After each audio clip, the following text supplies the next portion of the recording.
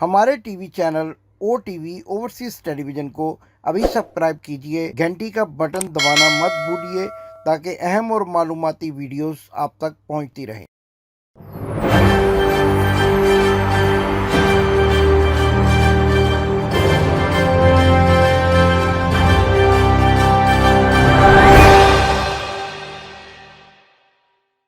बिस्मिल्लाहिर्रहमानिर्रहीम। नाजरीन, मैं हूं आपका मेज़बान इमदाद हुसैन शहजाद लंदन से आपकी खिदमत में सलाम अर्ज़ करता हूं। लंदन की सर्द फ़ज़ाओं से अपने व्लॉग लंदन टॉक को आपकी खिदमत में एक बार फिर पेश करने का एजाज़ हासिल कर रहा हूं। आज मेरे पास नहायत अहम मालूमात हैं और मालूमात मियाँ बीमार शरीफ उर्फ नवाज शरीफ के बारे में हैं। मैंने अब इनका नाम बीमार शरीफ रख दिया, उर्फ नवाज शरीफ कर दिया, जबकि चूँकि ये खुद कहते हैं कि मैं बीमार हूँ और बीमार को बीमार कहना तो कोई ऐसी बात नहीं है कि जिस पर कोई एतराज़ कर सके। तो नाज़रीन, जैसा कि मैंने आपको 2 रोज़ कबल ये बताया था कि मियाँ नवाज शरीफ लंदन से अपने बेटे के फ्लैट से डिसअपीयर हो गए। कहाँ पाए जाते हैं, आज कहाँ पर अपीयर हुए, कौन से शहर में बैठे, सुबह सुबह चाय पी रहे थे, ये सारी मालूमात आप तक पहुँचाऊँगा और डिसअपीयर होने की वजह क्या है। लेकिन इससे पहले मैं इस बात पर बड़ा ही हैरत ज़दा हूँ कि पाकिस्तान के टीवी के मुख्तलिफ चैनल्स पर एंकर्स इतनी बड़ी बड़ी बोंगियाँ मार रहे हैं कि मियाँ नवाज शरीफ के वीज़े की क्या स्टेटस है, उनका वीज़ा रिजेक्ट हो गया या उनको क्या वो पाकिस्तान जाने के लिए तैयार बैठे हैं। और कई लोगों ने यूट्यूब पर यह भी खबर चला दी कि उनके टिकट कन्फर्म हो गए हैं। अगर टिकट कन्फर्म हो गए हैं तो यकीनन उनको ये चाहिए कि वो आवाम के सामने लाएं और एक तारीख का ऐलान करें। इन सारी बातों से आपको आगाह करूंगा कि वो कब यहाँ आए, उनका वीज़ा कब ख़त्म हुआ, उनको किस तरीके से राहत मिली और अब उनका क्या इमिग्रेशन स्टेटस है और उनकी दरख्वास्त का क्या स्टेटस है, उसके बाद क्या होगा, उसके बाद उनके पास कौन कौन से ऑप्शन होंगे और क्या वो पाकिस्तान जाएंगे या फिर गीदड़ बबकियाँ लगा रहे हैं। और जैसा कि मैंने पहले भी आपको बताया था कि अदाकार इलियास कश्मीरी उनके पसंदीदा बड़कबाज थे, जो फिल्मों में बड़के लगाया करते थे, तो वो बड़के ही इनका शेवा बन गई हैं और ये पाकिस्तान की आवाम को झूठा तसल्ली देने के लिए, दिलासा देने के लिए बड़के लगा रहे हैं। ओए चुक के ले आवांगे, लेकिन चुक के ले आन जोगे हे नहीं। तो ये सारी बातें आज आपको मैं बताऊंगा, लेकिन इससे पहले कि अपनी बात को मजीद आगे बढ़ाऊं, आपसे गुजारिश है कि अगर आपने अभी तक मेरा चैनल सब्सक्राइब नहीं किया तो बराए करम मेरे चैनल को सब्सक्राइब करें ताकि वो मालूमात जो मैं हमेशा आप तक पहुंचाता हूं बर वक्त आप तक पहुंच सके। तो नाज़रीन, सबसे पहले बात करते हैं कि मियाँ नवाज शरीफ, जिनको मैं मियाँ बीमार शरीफ कहता हूं, गायब कहाँ हुए और कहाँ पर नजर आए। ये बड़ी अहम खबर है, किसी चैनल पे आपने नहीं सुनी होगी कि मियाँ नवाज शरीफ कल यानी जो मंगल की सुबह है 7:15 बजे लंदन से 45 मील दूर, 45 मील, किलोमीटर नहीं, किलोमीटर तकरीबन जो है वो 80-90 के करीब बन जाते हैं, 45 मील दूर लूटन के इलाके में एक जगह पर चाय पीते हुए सुबह सुबह कॉफी और चाय की चुस्कियां लगाते हुए दिखाई दिए। और लंदन से इतनी दूर जाने की क्या वजह है? क्या उनका वीज़ा जो है वो अब मुकम्मल तौर पर उनको यकीन हो गया है कि वो रिजेक्ट हो जाएगा और वो छुपते फिर रहे हैं? लेकिन कहते हैं कि उस दौलत का क्या फ़ायदा कि जो आपको दर बदर कर दे। ये सिर्फ और सिर्फ मखतूलीने मॉडर्न टाउन की बद्दुआएं हैं जो आपको चैन से सोने भी नहीं देती और आपकी तकरीरों में, आपकी तस्वीर में आपका डिप्रेशन इतना ज़्यादा बढ़ा हुआ नज़र आता है कि मुझे तो ये शक हो चला है कि अल्लाह ना करे कि कहीं ये डिप्रेशन इस हद तक ना बढ़ जाए कि मियाँ बीमार शरीफ कोई इंतहाई कदम उठा लें और कोई बुरी खबर उनकी तरफ से आवाम तक पहुँचे। अब आते हैं दूसरी अहम बात की तरफ, वो ये है कि मियाँ नवाज शरीफ के बारे में बाज़ एंकर ये अफवाहें बड़ी तेज़ी से फैला रहे हैं कि वो पाकिस्तान जाने वाले हैं। पाकिस्तान के गद्दार स्पीकर अयाज सादक और एक दूसरे गद्दारों की जोड़ी अयाज सादक और जावेद लतीफ़ MNA, ये खबरें बड़ी तेज़ी से फैला रहे हैं कि मियाँ बीमार शरीफ और मियाँ नवाज शरीफ पाकिस्तान जाने की तैयारी कर रहे हैं। अगर इन खबरों में सदाकत भी समझ ली जाए तो क्या मियाँ नवाज शरीफ अब बीमार नहीं रहे? या वो सेहतयाब हो गए हैं कि वो अब पाकिस्तान का रुख करना चाहते हैं। लेकिन मेरे नज़दीक मेरे ज़राए ये कहते हैं कि मियां नवाज शरीफ अभी पाकिस्तान नहीं जाएंगे, और वो जो डील की खबरें फैलाई जा रही थी उनको भी पाकिस्तान की इस्टेब्लिशमेंट के हल्कों ने यकसर तौर पर मुस्तरद कर दिया है। और मियां बीमार शरीफ जो पांव पड़ने के लिए बेताब हो रहे थे, अब उनको कोई अपने तस्मों के नज़दीक भी आने की इजाज़त नहीं दे रहा। तो ये तो वो बातें हैं जो उनके बारे में फैलाई जा रही हैं। असल हकीकत ये है कि वो अपने कारकुनान को जिंदा रखने के लिए, मोटिवेट करने के लिए कि जिंदा है, नवाज शरीफ जिंदा है, और शक्ल से नजर आता है कि बीमार नहीं है, वो इस तरीके से अपनी पार्टी को बचाना चाह रहे हैं। इसी तरह के बयान जो हैं पाकिस्तान पीपल्स पार्टी के आसफ अली जरदारी भी देते हैं। और आज जराए ने यह भी बताया कि मियां नवाज शरीफ ने उनकी एस्टेब्लिशमेंट के साथ डील पर तनकीद भी की है।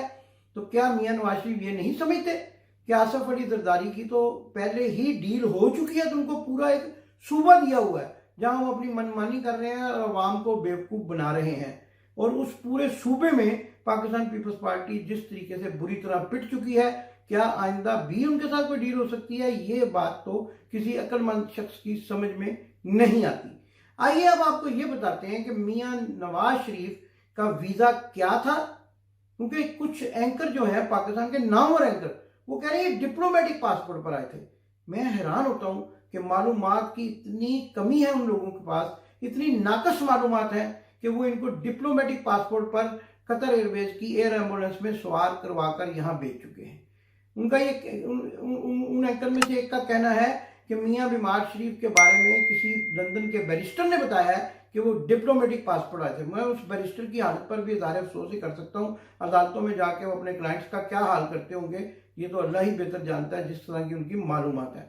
नाज़रीन, मैं आपको बता देता हूँ कि डिप्लोमेटिक पासपोर्ट उसी वक्त स्विच ऑफ हो जाता है सिस्टम में कि जिस वक्त कोई शख्स उस ओहदे पर मौजूद नहीं रहता, और ख़ासतौर पर कन्विक्टेड आदमी जो, अच्छा इस बारे में भी कई एंकर ये एक बात फैला रहे हैं कि जब उन्होंने एप्लीकेशन दी थी तो उस फॉर्म में लिखा हुआ था कि आर यू कन्विक्टेड। वो बरतानिया में कन्विक्शन की बात होती है, पाकिस्तान में कन्विक्शन की बात नहीं होती। हमारा काम मुखालफत नहीं बल्कि हकायक आप तक पहुंचाना होता है, इसलिए हम सही खबर आप तक पहुंचाते हैं कि अगर उन्होंने वीज़ा एप्लीकेशन की एक्सटेंशन की दरख्वास्त देते वक्त वहाँ को कन्विक्टेड का जो फार्म का खाना है वो पाकिस्तान की सजा की बात होती है, और वो उस सजा का बरतानिया के साथ कोई ताल्लुक नहीं होता। कई कन्विक्टेड लोग जो है वो बरतानिया में सियासी पनाह लेकर बैठे हुए हैं, और बड़ी खबर तो यही है कि मियां नवाज शरीफ भी आने वाले दिनों में सियासी पनाह जो है उसका दरख्वास्त देने वाले होम ऑफिस को। आप बताते हैं कि आए कैसे, वीज़ा कैसे अप्लाई किया, और आजकल उनके वीज़े की क्या पोजीशन है।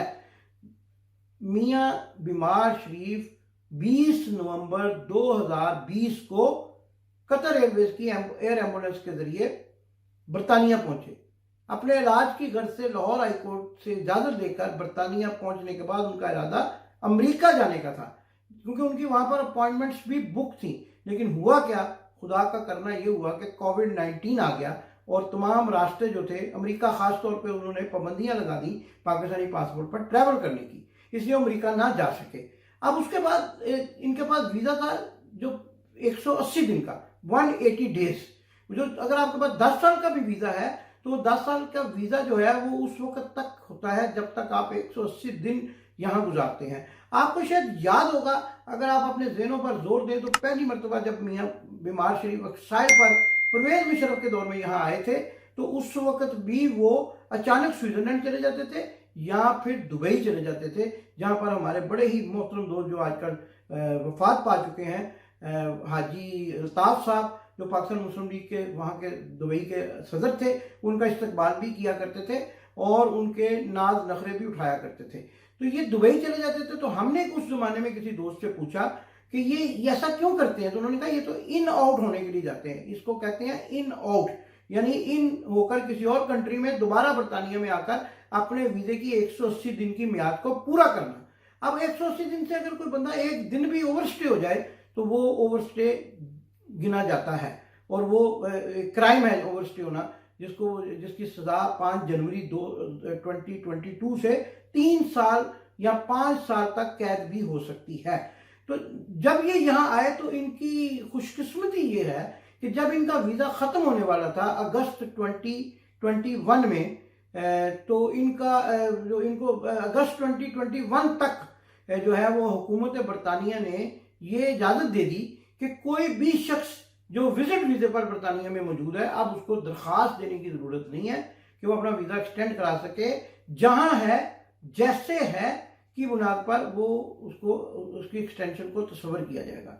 उसके बाद 2 महीने की एक और एक्सटेंशन दी गई और उसके बाद हुकूमत बरतानिया ने यह ऐलान कर दिया कि अब जो भी यहाँ पर इस डेट के बाद स्टे करेगा वो गैर कानूनी तस्वर किया जाएगा, क्योंकि जो रिस्ट्रिक्शंस थी वो ख़त्म कर दी गई 19 जुलाई 2021 को। हर किस्म की रिस्ट्रिक्शंस ख़त्म कर दी गई और ये इजाज़त दे दी गई कि आप अपने मुल्कों को सफ़र कर सकते हैं। लिहाजा ये जो वीज़ा है वो अब इनका चूंकि ख़त्म होने वाला था, इन्होंने एक होम ऑफिस को वीज़ा एक्सटेंशन की दरख्वास्त दी, जो एक आम दरख्वास्त होती है, जो एक केस वर्कर देखता है। केस वर्कर ने जैसे ही इनकी दरख्वास्त देखी तो जब केस वर्कर ये समझ आ जाए कि ये वीज़ा की दरख्वास्त दुरुस्त नहीं है तो वो उसी वक्त उसको रिजेक्ट कर देता है, क्योंकि केस वर्कर जो है वो काफ़ी हद तक मालूमात रखने वाले अशखास को मुकर्रर किया जाता है। तो उन्होंने इनकी दरख्वास्त जब मुस्तरद कर दी कि ये तो बीमार है नहीं, इन्होंने तो इस दौरान किसी डॉक्टर को दिखाया ही नहीं, तो उसके बाद क्या हुआ कि इन्होंने वो जो उसकी दरख्वास्त की जो मुस्तरद होने की अपील थी वो इमिग्रेशन ट्रिब्यूनल में दायर कर दी, जिसकी अभी तक तारीख नहीं आई है। याद रखिए, पाकिस्तान के एंकर्स ये बात ज़हन में रखें, उसकी अभी तक तारीख ही नहीं आई, हेयरिंग ही नहीं हो रही। अभी कोविड की वजह से वो हेयरिंग जो 3 जनवरी को होनी थी शायद वो आगे किसी डेट को होगी। उसके बाद ये फैसला होगा कि अब ये वीज़े की दरख्वास्त मंजूर होती है या मुस्तरद होती है। लेकिन माहिरीन कानून ने इनको बता दिया है और माहिरीन कानून का ये भी कहना है कि हत्तुल इम्कान ये दरख्वास्त मुस्तरद होने के चांसेस ज़्यादा हैं और 90% नहीं बल्कि 110% चांसेस है, जिसकी वजह से घबराए फिर रहे हैं। रंग उतर गया है, डिप्रेशन है और अपनी उससे पहले कि ये खबर आ जाए ये अपने वर्कर्स को मोटिफाई करने के लिए, अपने वर्कर्स को मुतहरक रखने के लिए ये अफवाहें फैला रहे हैं कि मैं पाकिस्तान चला जाऊंगा। जबकि हमारे ज़राए का ये कहना है कि अगर ये दरख्वास्त इनकी मुस्तरद हो जाती है, अभी तक हेयरिंग नहीं आई, आप ध्यान में रखें, लोग टिकटें भी बुक करवा रहे हैं इनकी। मुझे समझ नहीं आती है कि किन मालूमात की बिना पर लोग जो है आवाम को बेवकूफ़ बनाते हैं, जबकि एक सहाफ़ी का काम सच्ची और अच्छी खबर देना होता है मालूमात की बिना पर। तो हम ये आपको खबर दे रहे हैं कि इनकी अभी तक हेयरिंग नहीं आई है। अभी तक जब तक इनकी हेयरिंग नहीं होती ये कानूनी ही तस्वर किए जाएंगे, ये कानूनी ही तस्वर किए जाएंगे जब तक इनकी हेयरिंग नहीं होती। और हेयरिंग के बाद जब वो रिजेक्ट होती है दरख्वास्त या फिर उसको फर्दर जो है वो हेयरिंग के लिए फिक्स कर दिया जाता है, ये कानूनी ही तस्वर किए जाएंगे। लेकिन चूंकि अंदर से चोर है इनके दिल में और घबराए हुए हैं और इसलिए ये छुपते फिर रहे हैं और इनको ये भी इतलाया है कि अगर 5 जनवरी के बाद ये ओवरस्टे पकड़े गए तो फिर इनको सजा होगी। लेकिन नहीं, ऐसा नहीं होगा। मैं आपको फिर बता रहा हूं क्योंकि मैं हकायक पर मैं अपनी खबर देता हूं, मुखालफत की बिना पर नहीं। ऐसा नहीं होगा। इनकी अगर हेयरिंग रिजेक्ट भी हो जाती है एप्लीकेशन तो इनके पास बेशुमार ऑप्शन है। ये जो हमारे ज़राए बता रहे हैं कि ये पहला ऑप्शन इस्तेमाल करेंगे जो कि सियासी पनाह हासिल करने का ऑप्शन है।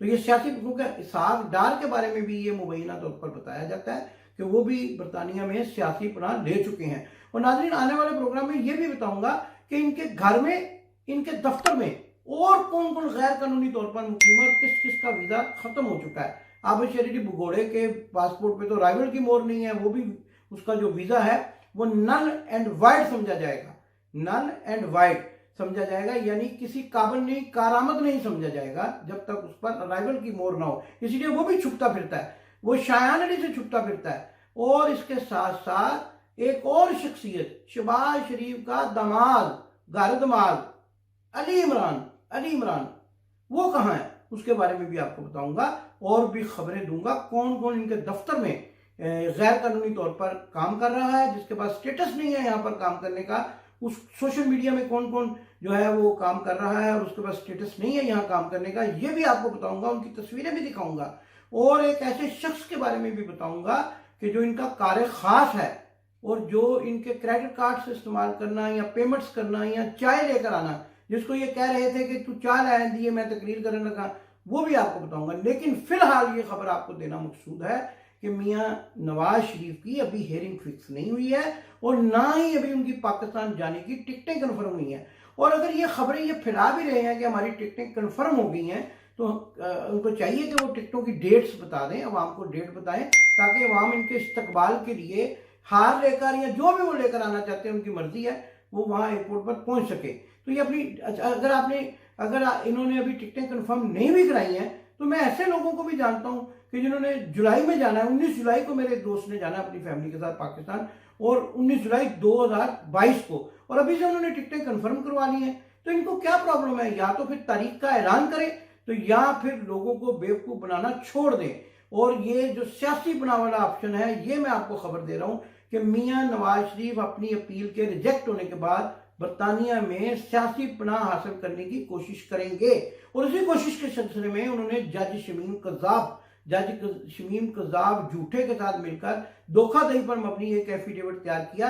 लेकिन यहाँ कानून ये कहता है कि अगर आपने मेडिकल बेसिस पर वीजा एक्सटेंशन की दरखास्त दी हुई है, तो आप सियासी पनाह की दरखास्त नहीं दे सकते अनलेस कि वो दरखास्त रिजेक्ट हो जाए, और उसके बाद अपना दूसरा ऑप्शन आप इस्तेमाल कर सकते हैं। तो नाज़रीन, ये तो वो हकायक थे जो मैंने आपके सामने रखे, और आपको आने वाले प्रोग्रामों में ये भी एक बड़ी खबर दूंगा कि अगर मैं फिर इस्तेमाल कर रहा हूँ, मियां नवाज शरीफ पाकिस्तान गए, जो कि लगता है कि वो पाकिस्तान नहीं जाएंगे, तो फिर क्या इनके बेटे भी इनके साथ जाएंगे, या वो तमाम लोग जो गैर कानूनी तौर पर बरतानिया में इनके साथ मुकीम है, वो भी इनके साथ सफर करेंगे? ये सारी बातें आने वाले प्रोग्राम में आपके सामने रखूंगा, अहम मालूमात दूंगा। प्रोग्राम देखते रहिए, मेरी वीडियोस को लाइक कीजिए, शेयर कीजिए।